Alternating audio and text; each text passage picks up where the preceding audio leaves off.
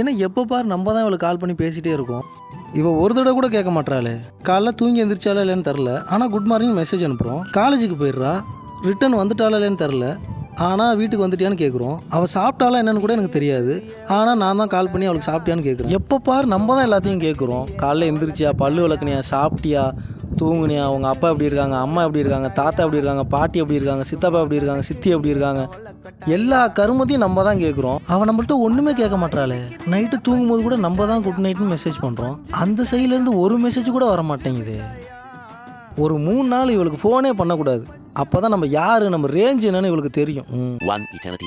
ஏண்டி உன்ட்ட ஒரு 3 நாள் பேசாமல் இருக்கனே, ஒரு பேச்சுக்காவது ஏன் என்கிட்ட பேச மாட்டேன், என்னாச்சுன்னு ஒரு தடவையாவது ஃபோன் அடிச்சு கேட்குறியாடி? ஏன்டி நீ இப்படி இருக்க?